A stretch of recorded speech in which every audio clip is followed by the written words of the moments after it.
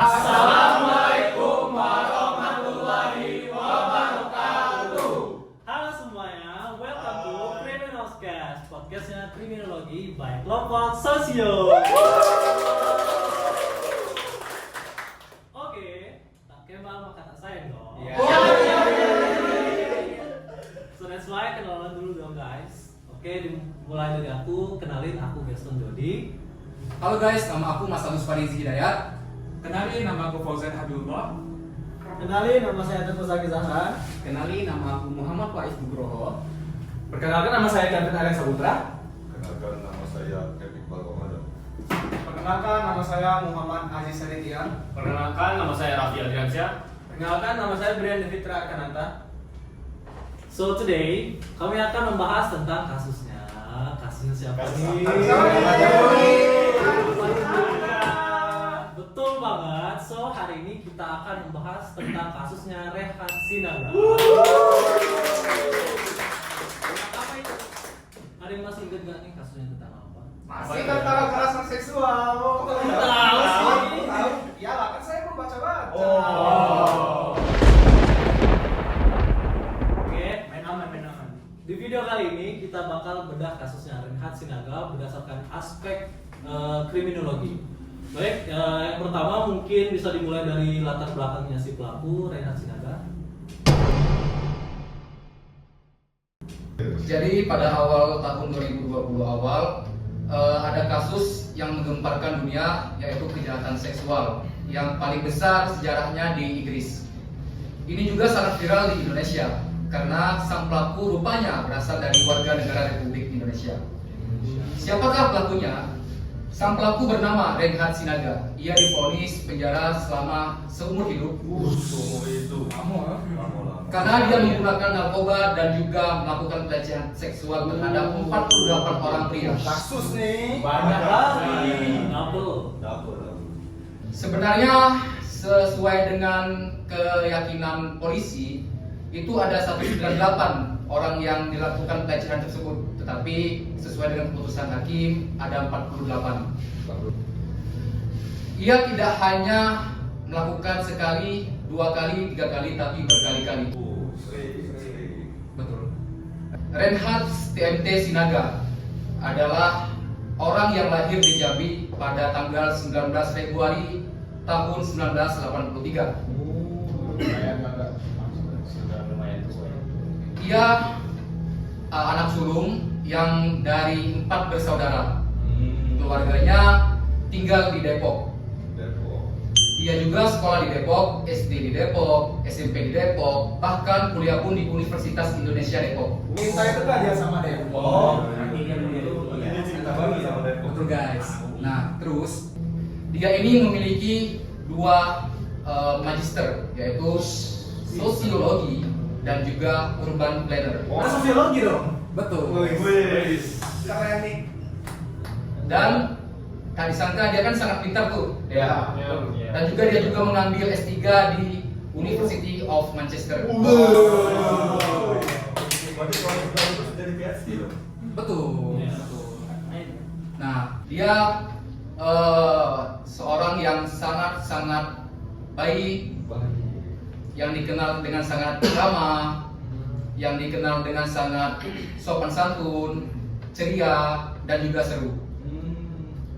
Ia juga dikenal sebagai orang yang taat beragama. Taat beragama ya. Api ya. Iya. Gak nyangka ya? Tidak disangka-sangka. Betul. Iya. Tetapi di sisi lain dia memiliki rahasia yang cukup kelam. Apa tuh? Tahu kelanjutannya? Langsung saja kita masuk ke pembahasannya. Seru nih. Sebenarnya gimana ya kronologi kejahatan yang dilakukan oleh si pelaku tersebut nih? Gimana nih? Boleh? Oke, jadi ini kasus Reinhard ini bermula pada tahun 2015, tepatnya pada bulan Januari. Sudah lama ya. Sudah lama sekali ya. Korban yang dilecehkan berusia 17 sampai 36 tahun. Masih muda. Muda. 10 tahun yang lalu. Masih ada match lah ya. Iya. dan rata-rata berusia 21 tahun. Ya. Korbannya itu? Iya. Gila sih. Parah. Lanjut. Pelaku atau si Reinhardt ini melakukan aksinya dari jam 7 malam hingga 1 pagi. Ada jamnya? Betul ya? Iya. Jam tertentu. Di jam malam. Betul. Yang dimana ia mencari korban yang biasanya adalah pria muda heteroseksual. Jadi dia dalam keadaan mabuk selepas keluar dari klub malam. Aku. Jadi pelaku atau Reinhardt ini mencoba mendekati korban dengan berpura-pura menawarkan bantuan. Ini ya. Ya, betul. Seperti mengajak ke apartemennya untuk beristirahat atau mengisi baterai ponsel. Pakai ponsel. Dikarenakan pelaku atau si Reinhardt ini memiliki pembawaan yang baik, korban menerima bantuan tersebut dari pelaku atau si Reinhardt ini. Selepasnya di apartemen, pelaku atau si Reinhardt ini menawarkan minuman kepada korban yang sudah ia beri obat GSD. Jadi obat itu ditaruh di dalam minuman. Iya betul. Bentuk liquid gitu ya. Iya betul. Liquid. Wah, itu.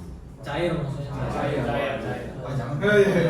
Terus si obat itu supaya orang nggak sadar ya. Iya, GSD ini merupakan obat yang dapat mencelakakan seseorang di saat sedang berkencan. Bahaya itu. Iya, dengan tujuan agar tak sadarkan diri. Sadarkan diri siuman. Iya. Dan di saat korban tidak sadarkan diri, pelaku atau si Reinhardt ini langsung melakukan aksi pelecehan. Kesempatan ya. Iya. Dan di saat bersamaan dia merekam aksinya menggunakan ponsel gitu. Sadis ya. Korbannya biasanya akan terbangun di pagi hari yang sudah berada di dalam lemari, ponsel, atau kamarnya pelaku atau Reinhardt. Dengan keadaan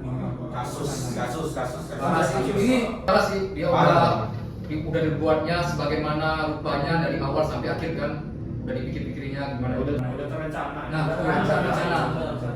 Berarti maksud dia naruh di toilet di tempat lain itu dia menyembunyikan dia menyembunyikan. Istilahnya biar untuk menghilangkan apa yang setelah terjadi. Iya, betul. Dan juga supaya Iya, jadi itu kronologi kejahatan yang dilakukan oleh pelaku. Oke. Terus gimana sih kronologi penangkapan itu? Ceritain dong. saya ini dong. Saya. Kira tadi. Oke, lanjut. Mau tahu banget apa mau tahu aja nih? Oke. Dengar baik-baik. Paham? Jadi semuanya ini berawal pada 2 Juni 2017 ketika Reinhardt melakukan serangan seksual terhadap seorang pria di apartnya di pusat kota Manchester. Pria ini itu di mana? di Inggris. Inggris.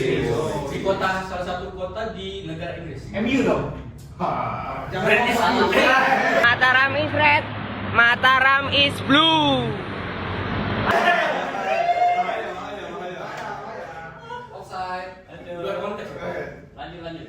Jadi pria ini sebelumnya oleh Reinhardt ya seperti yang telah dikatakan oleh Habib tadi telah diberi obat bius berupa GHB tadi, sejenis obat bius yang menyerang sistem saraf.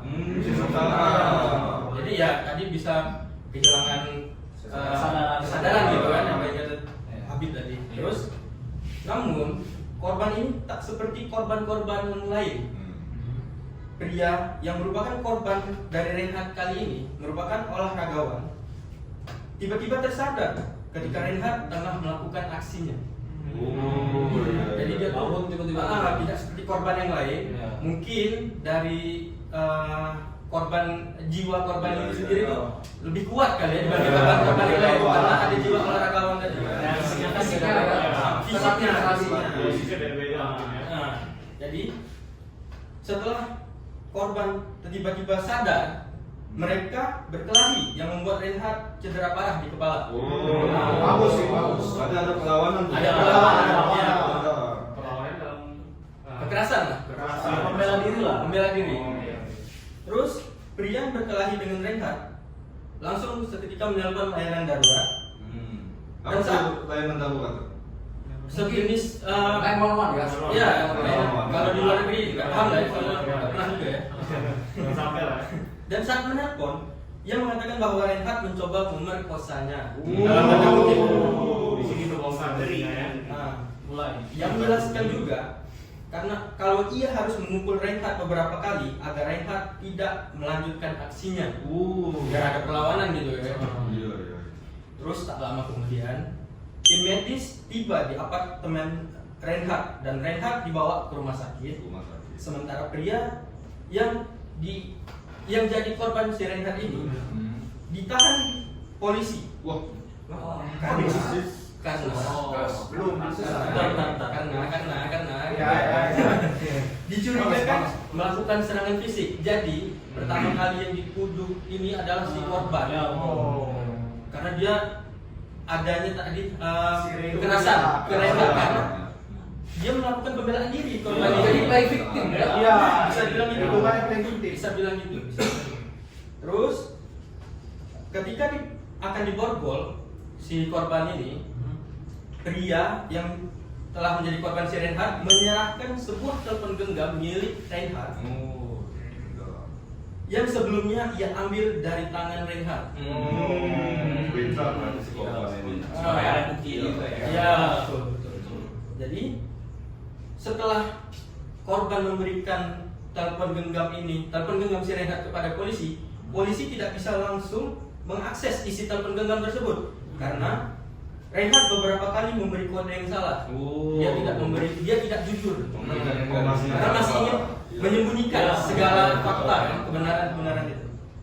Terus akhirnya karena polisi tidak pantang menyerah, akhirnya Reinhardt memberi kode yang benar. Ketika polisi memeriksa telepon genggam Reinhardt, mereka menemukan rekaman video yang menunjukkan Reinhardt memerkosa para korban. Ada video vulgar kayak gitu. Iya, ada di HP-nya itu. Semuanya ada di HP. Parah banget sih. Parah. Dan dari sinilah insiden kejahatan Reinhardt terbongkar. Awal mulanya. Ya. Ingin tahu kelanjutannya? Bos. Baik, saya lanjutkan ya. Dengar baik-baik. Oh, gitu. Polisi kemudian resmi menahan Reinhardt dengan dakwaan melakukan pemerkosaan dan serangan seksual. Bagus. Polisi membangun kasus berdasarkan data dari 2 telepon genggam, laptop dan hard disk yang ia temukan di apartemen Reinhardt.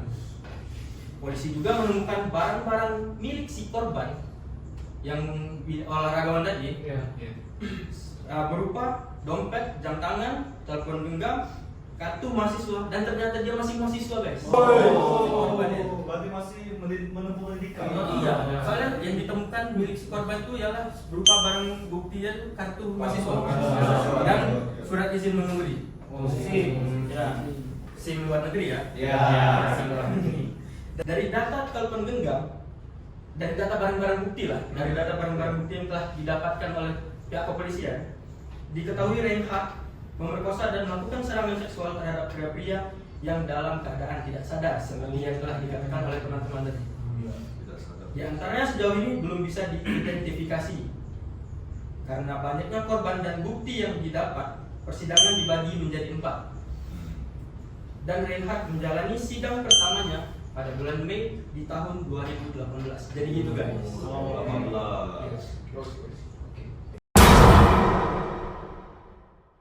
Baik, lanjut nih ke alasan selanjutnya.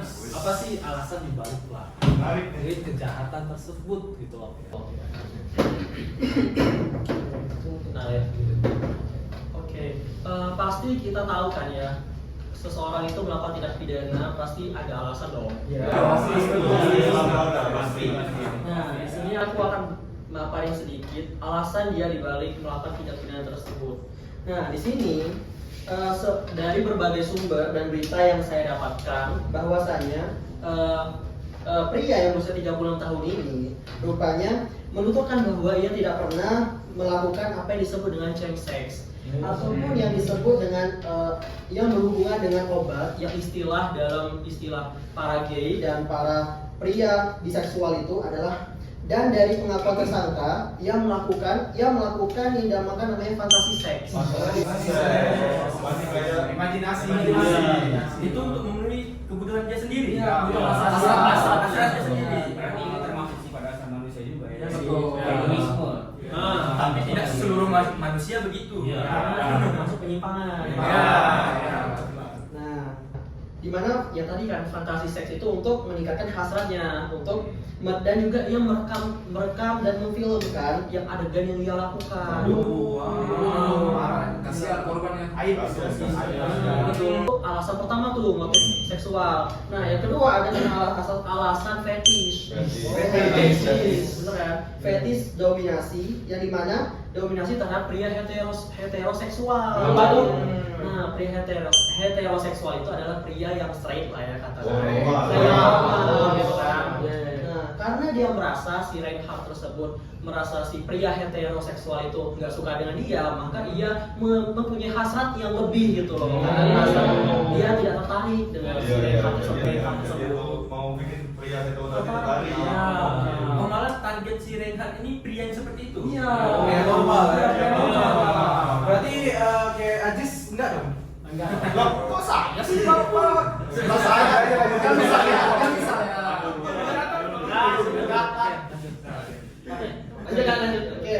Nah, yang ketiga, dari alasan itu adalah alasan gangguan psikologi. Wajar. Oke. Nah, menurut si para ahli yang meneliti tentang korban dan juga pelaku, di mana si para pelaku ini rupanya memiliki gangguan psikologis, di mana khususnya tentang psikoseksual.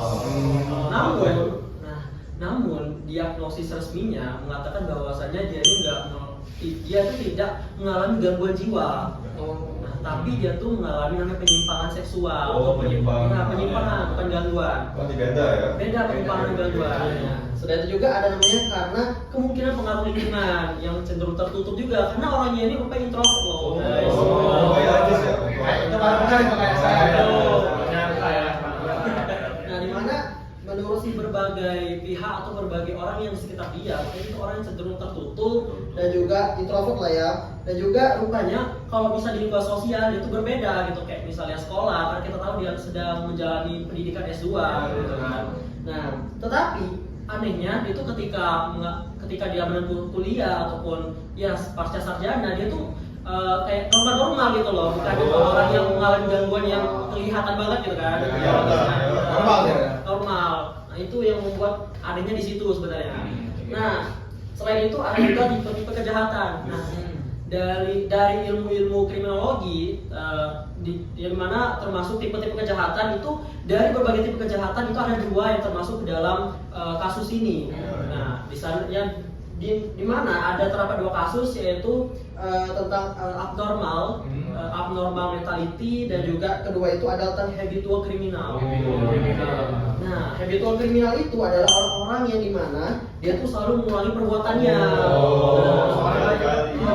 Korban itu banyak. Iya, banyak kan. Karena dibuktikan dengan banyak korbannya tadi. Iya.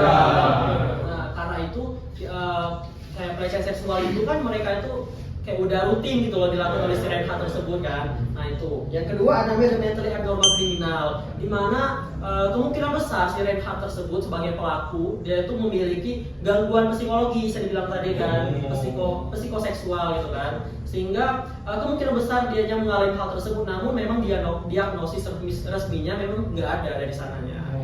Mungkin itu sih. Oke.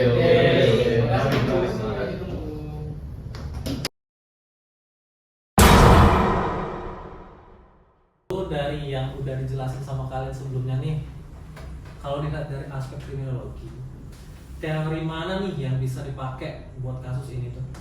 Waduh, Pak Islam itu.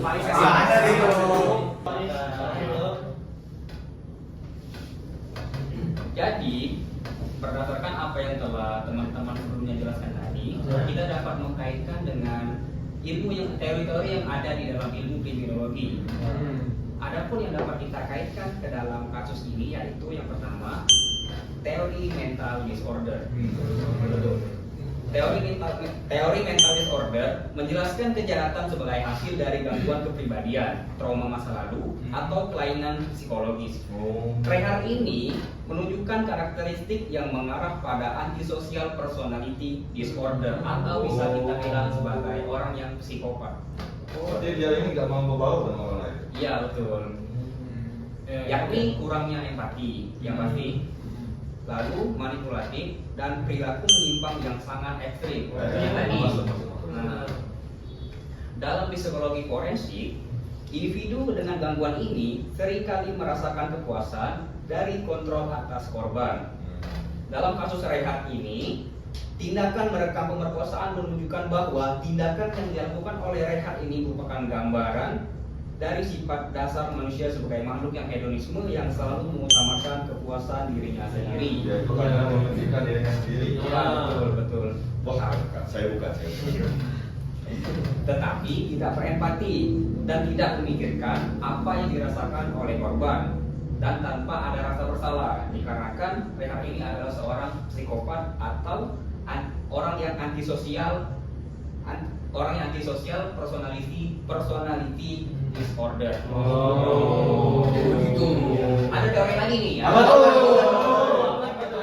Nggak salah dong. Iya. Tadi teori pertama, ini teori yang kedua. Teori yang kedua yaitu social learning theory. Oh, apa tuh? Jadi, teori ini menyatakan bahwa tingkah laku menyimpang dapat dipelajari melalui observasi, pengalaman langsung, dan penguatan yang berbeda. Nah, jadi kita bisa narik kesimpulan bahwa Reinhardt ini mungkin mempelajari perilaku menyimpang ini tadi dari sumber eksternal seperti dia sering nonton kayak Video pornografi, pornografi. video pornografi yang dimana isinya tuh menampilkan video hubungan seksual antara lelaki. Sama jenis. Jadi yang dia tonton itulah yang dia lakukan. Iya bisa jadi. Efek samping ya mungkin ya. Maksudnya tuh ingin mempraktekkan secara langsung. Iya betul. Hasratnya tadi kan. Iya, karena hasratnya tadi agak menyimpang gitu. Iya. Lalu kejahatan berulang yang dia lakukan ini selama bertahun-tahun itu menunjukkan adanya positif reinforcement atau meningkatnya kemungkinan perilaku tersebut akan diulang di kemudian waktu yang didasarkan pada pengalaman sukses si Reinhardt ini tanpa tertangkap yang dapat memperkuat kecenderungannya terhadap tindakan ini. Ada teori lagi. Banyak ini. Apa tuh? Jadi pada teori yang ketiga yaitu rational choice theory.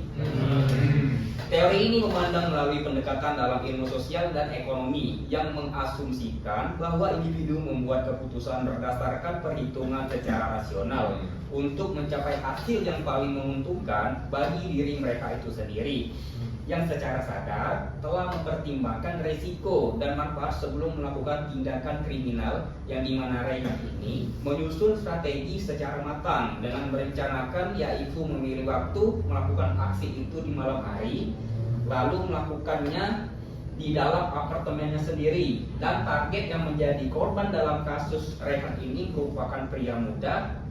Tadi kan sudah disebutkan bahwa korbannya itu adalah salah satunya adalah seorang mahasiswa gitu. Pria muda yang sedang mabuk atau habis dari Korbannya ya orang-orang yang lagi hype berarti. Iya, yang lagi high yang tidak sadar diri. Masih Iya. antara di dunia atau di atas ya. Iya, mengamuk-amuk. Ya mengamuk ya. Masih mengamuk-amuk lah pikirannya. Karena korbannya tadi dalam keadaan tidak sadarkan diri dikarenakan mabuk, tetapi Reinhardt juga menambahkan sebuah zat kimia yang tadi sudah dijelaskan bahwa namanya itu GHB ya, GHB. Nah, yang dapat melumpuhkan korban agar si korban ini tadi semakin tidak sadarkan diri. Tetapi Reinhardt tidak melakukan kekerasan secara fisik dan menyembunyikan bukti yang sangat rapi. Semua ini menunjukkan bahwa bahwa Raihan ini sudah menghitung sebelumnya resiko dan berusaha mencegah agar ia tidak tertangkap oleh kepolisian. Pintar nih orangnya. Iya, Iya. dia sudah merencanakan terlebih dahulu nih. Kalau nggak pintar nggak S3 dong. Iya.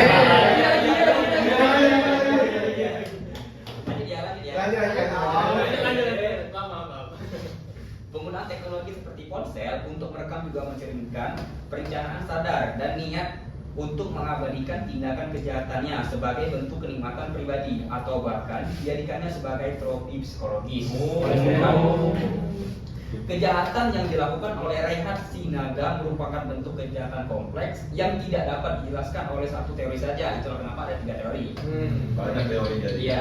Kalau bukan satu bukan Pais. Benar.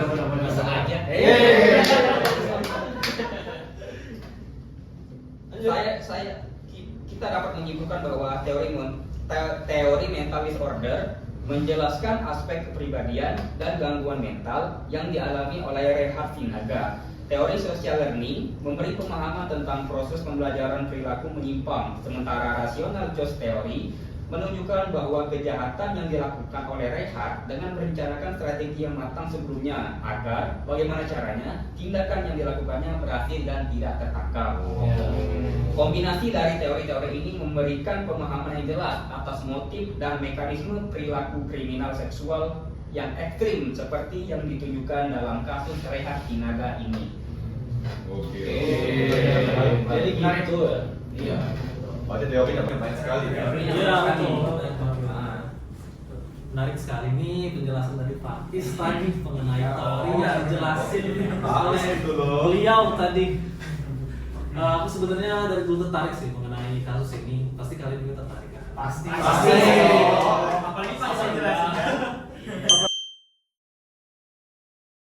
Apalagi mengenai kategori korban terutama dalam ilmu kriminologi. Mungkin kalian di sini ada yang bisa mengkaitkan dengan kategori korban tersebut dengan kasus Reinhard ini. Iqbal banget. Ini profesor ini. Kalau Pais ada 3, Iqbal langsung 4.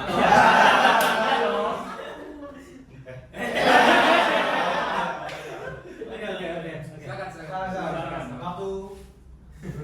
Lanjut. Apakah kalian sangat tertarik dengan pembahasan saya? Kalau tidak ada pembahasan dari Iqbal, tidak akan ada. Open the door. Is. 1, 2, 3, open the door. Close the door. Lanjut. Kapan ngomongnya? Jadi dalam kasus Reinhard Sinaga ini menarik. Apalagi dalam korbannya kan banyak sekali. Jadi kita dapat kategorikan menurut yang sudah saya pelajari dari ilmu kriminologi sebelumnya. Yang pertama itu adalah tipologi korban menurut Ezat Abdel Fattah. Apa tuh? Salah satunya adalah non-participated victims. Apa tuh non-participated victims? Apa tuh? Korbannya itu sama sekali tidak berpartisipasi atau tidak punya andil dalam menyebabkan kejahatan yang disebabkan oleh pelaku. Maksudnya mana tuh? Jadi dijelaskan. Ini saya ambil kutipan dari BBC tahun 2021. Mana lagi pada dijelaskan bahwa para korban adalah pria muda, heteroseksual yang sudah dijelaskan oleh orang mahasiswa binarigawan. Kayak Aziz tuh. Ah, oke. Aziz lagi. Lanjut. Seksual yang diperkosa saat tidak sadar. Nah, mereka tidak mengenal pelaku dan tidak melakukan tindakan apapun yang dapat memicu kejahatan itu. Saya mengambil kutipan lagi, sebagian besar korban tidak tahu bahwa mereka diperkosa sampai polisi memperlihatkan bukti video yang dikatakan oleh Brian tadi. Kasar ya. Iya. Nah, jadi kesimpulannya kalau dari tipologi ini, para korban yang non-participated victims karena mereka tidak tahu dan tidak berperan sedikit pun dalam terjadinya kejahatan ini. Nah, mereka itu diserang dalam kondisi yang tidak berdaya, tidak mampu. Karena mabuk ya.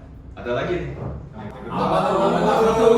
Foto baut, aku mau aja. Tahu banget dong. Tipologi korban menurut Stephen Seven. Apa tuh? Orang mana tuh? Ilmuwan semua nih. Kayaknya Orang luar.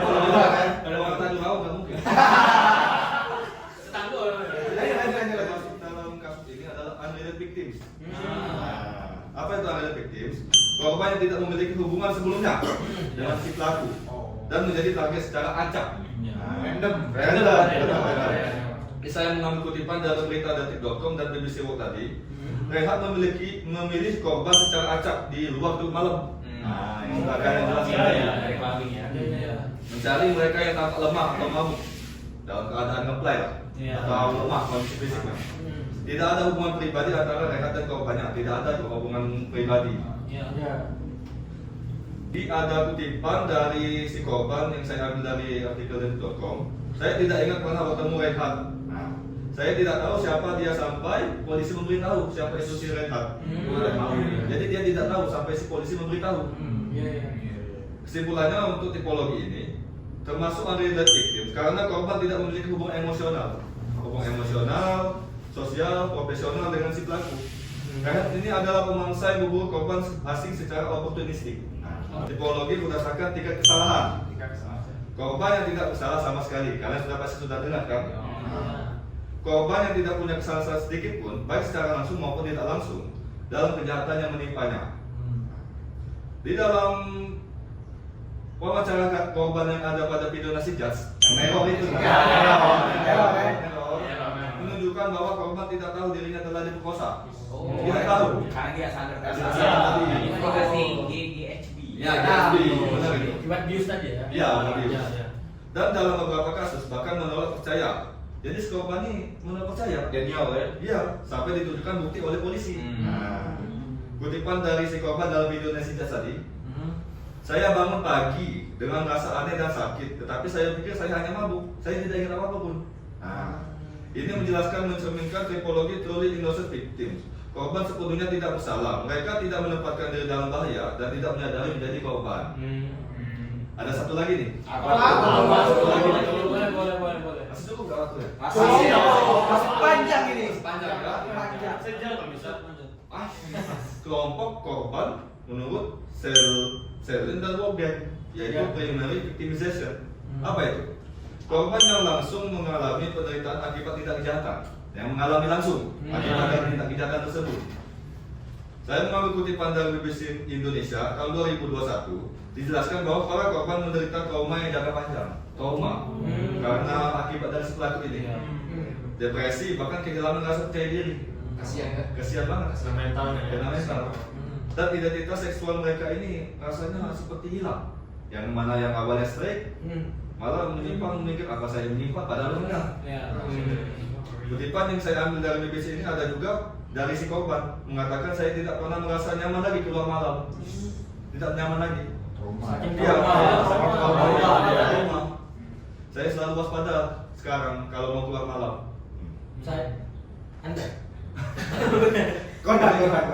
Kesimpulan dari tipologi ini, mereka adalah korban primer karena secara langsung menderita akibat pemerkosaan dan dampak psikologis yang berat.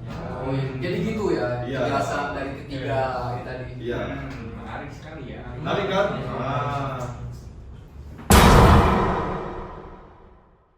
Oke, selanjutnya keadaan korbannya gimana ya?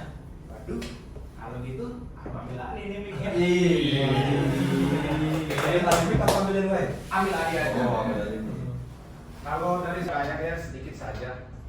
Jadi kalau keadaan korbannya itu seperti tadi yang dibahas oleh teman saya Farizi, korban itu bukan cuma hanya satu orang atau dua orang, melainkan banyak sekali orang, banyak sekali. Mulai dari kasus yang diselidiki oleh polisi itu ada 198 orang, hampir 200 orang. Hampir 200 orang. Belum sampai sana aja. Apa tuh? Kalau saya ambil dari kutipan lain, korbannya bisa mencapai 400 orang. Banyak sih. 400 korban tuh. 400 korban. Kuat dong dia. Itu kalau orang Tanjung Rawa juga nggak cukup. Enggak, Tanjung Rawa itu enggak diajak. Tetapi korban yang mengakui dan putusan hakim itu cuma ada 48 orang. Ini yang melapor. Yang melapor. Jadi keadaan korban itu dia itu sepulang dari klub malam dan dalam kondisi mabuk berat, dia itu diiming-imingi oleh si Ray sebagai pelaku untuk menginap di apartemennya sendiri. Dan pada saat di apartemen itu, si korban ini kan sudah mampu, Iya, iya. tetapi malah dibius lagi oleh si Ditambah bius lagi, Ditambah. tambah bius lagi, sehingga si korban tambah tidak sadarkan diri. Tetapi sialnya si Ray, salah satu korban seperti yang dikatakan oleh Brian tadi, itu adalah atlet atau olahragawan rugby. Rugby. Kita atlet ya.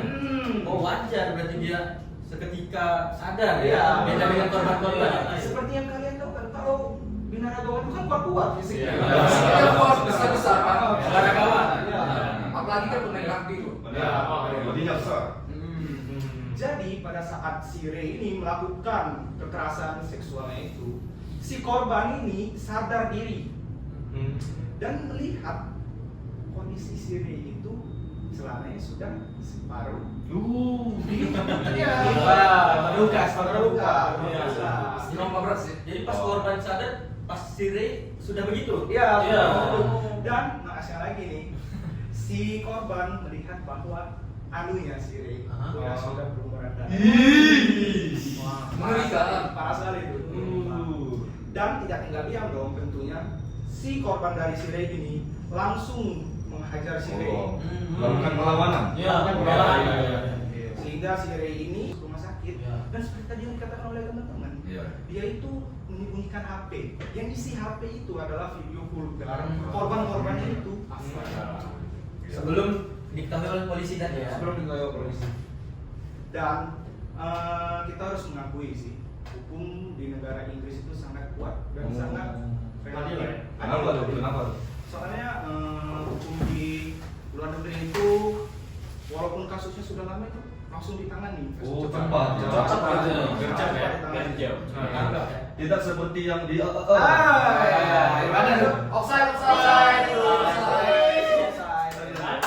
Dan terus juga hukum di negara sana tidak mungkin bahwasanya si Ray itu asalnya dari negara mana, dia agama apa, dia suku apa, itu tidak diungkit. Jadi fokus kepada si Ray itu sendiri, si pelaku sendiri, agar negara dari asal ataupun ada istiadat agama itu tidak disebut.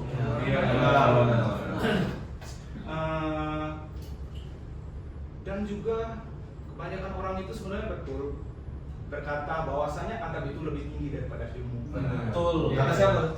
Kata saya. Bisa. Seperti yang kita tahu kan Ray itu kan sudah menempuh sampai S3. Di Inggris lagi. Inggris. Jangan menilai orang dari luarnya.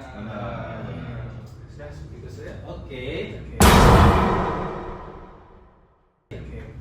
Oke, dari yang udah dijelasin sama kalian tadi nih, kira-kira nih rangkuman kasusnya tuh gimana jadinya? Oke, kita masuk ke rangkuman kasus. Tapi di sini saya akan berfokus pada putusan pengadilannya. Oke. Karena ini memang kasus yang besar dan juga salah satu malahan yang terbesar itu untuk kasus seksual pemerkosaan di Inggris gitu. Iya. Jadi pihak Inggris ini tidak hanya tinggal diam saja. Dia melakukan membawa kasus ini ke meja hijau yaitu pengadilan. Oke. Pada pengadilan ini dia melakukan 4 tahap yaitu pengadilan, yaitu pada tahun 2018 sampai awal 2020 pada zaman COVID ya kan. Hasilnya gimana? Nah, menurut pengadilan, Reinhardt dinyatakan bersalah atas 48 tindak pemerkosaan ataupun kekerasan seksual. Tetapi dari polisi itu mengungkapkan dia bersalah atas 198 tindak kejahatan seksual. Akhirnya pada tanggal 6 Januari 2020 Hakim Susan Goddard itu menjatuhkan vonis penjara seumur hidup untuk si Reinhardt. Seumur hidup dong. Setimpal lah ya. Benar banget. Tapi ada syarat-syarat untuk Reinhardt itu sendiri. Nah, bisa diajukan pembebasan bersyarat setelah menjalani minimal 30 tahun di penjara. Lama sih. 30 tahun. Info ini juga banyak diliput oleh The Guardian, habis itu BBC dan juga Kompas dan juga Detik.com. Berarti ini kasus viral banget sampai luar Iya. Seluruh dunia tahu. Udah internasional ini. Iya. tapi detailnya nggak saya situ dong. Singkat banget kalau di situ. Iya. Singkat saja. Aduh.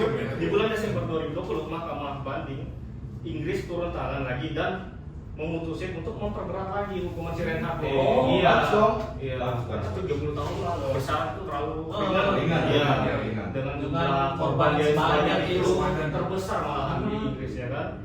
Ya, alasannya itu karena pola kejahatannya dinilai sangat serius dan juga berulang gitu. Benar. Repetitif gitu ya. Iya. Akhirnya diputuskan bahwa dia baru bisa mengajukan pembebasan bersyarat itu setelah 40 tahun penjara, naiklah 10 tahun ya kan. Oh, iya. Peningkatan lah. Iya, benar. Oke, jadi ini salah satu hukuman paling berat di Inggris untuk kasus non-pembunuhan ya kan. Ya. CNN dan juga BBC juga meliput ini dan juga memberitakan ini kepada warga Inggris ya kan.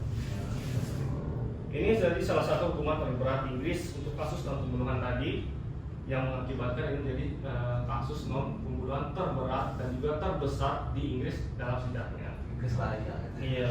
Pengadilan juga bilang Reinhardt ini juga adalah predator seksual yang nggak menunjukkan penyesalan gitu, nggak ada regret dia tuh. Nggak ada nyesal. Iya. Iya. Nikmati beliau. Banyak itu ya. Psycho tadi.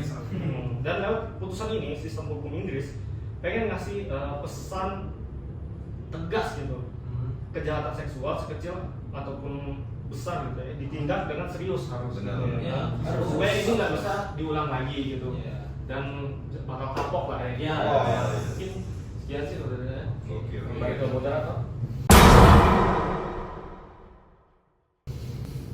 Anyway, last but not least, yang belum ditanya ini. Apa tuh? Kabar terbarunya Reinhardt nih. Wah. Nice. Nah, Gimana nih? Saya yang tahu ini. Oke.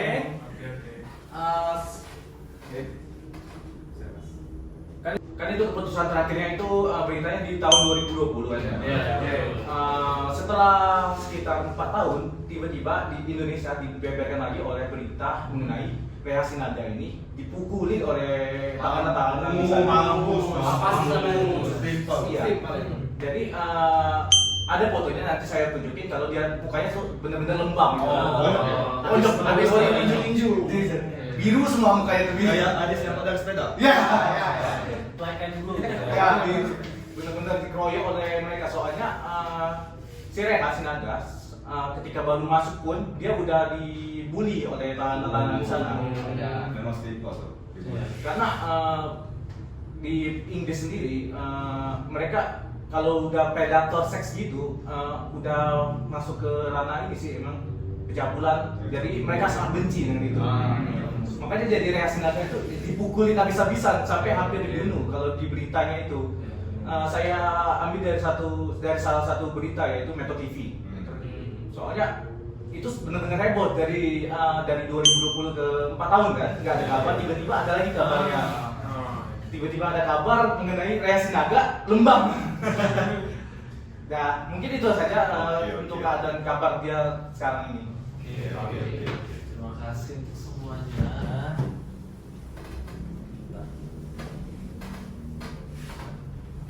So, itu dia tadi penjelasan kami tentang kasus Reinhardt Sinaga yang berdasarkan aspek kriminologi. Kesimpulan yang dapat kita petik dari kasus Reinhardt Sinaga yaitu mengajarkan bahwa kekerasan seksual dapat terjadi di luar dugaan dan dalam bentuk yang sangat tersembunyi.